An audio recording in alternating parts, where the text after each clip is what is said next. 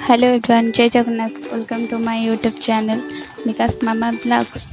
आपण मैंने तो जानी थे आज पणा संक्रांति बा ओडिया नववर्ष भाव यह आम पालन कर आपण मैंने भी पणा संक्रांति रे पणा भी ओडिया नववर्ष केमती पालन कर समस्त ओषा भी हो कहार कहार ओषा है कमेंट माध्यम मत तले जनइबे। एबे चलतु देखा आज दिन केमती कटुच।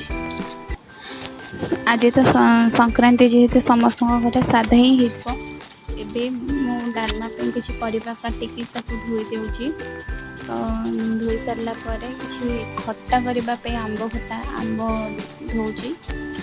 धोईकी थोइला डालमा को छुंक देवाई तेल किछिटा सुखिला लंका अदा लंका जीरार पेस्ट और किसी करी पाउडर पकईकी कषेदेली।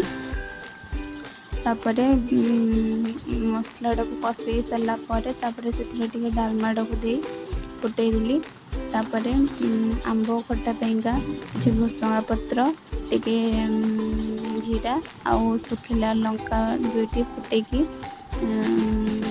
फुटे सारापर आम आंबटा को पकईदबा। आंब को पकईदबा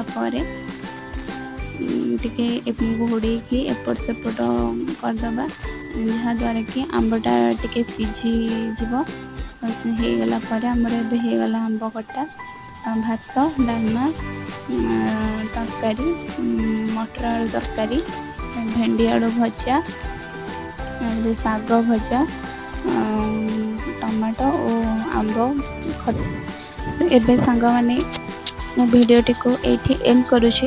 यदि मो भिडियोटी आपण मानू पसंद आसीथिबो ताले लाइक शेयर कमेंट और सब्सक्राइब करने को केबे भूलिबेनी। एबे मो रहुछि, बाय बाय।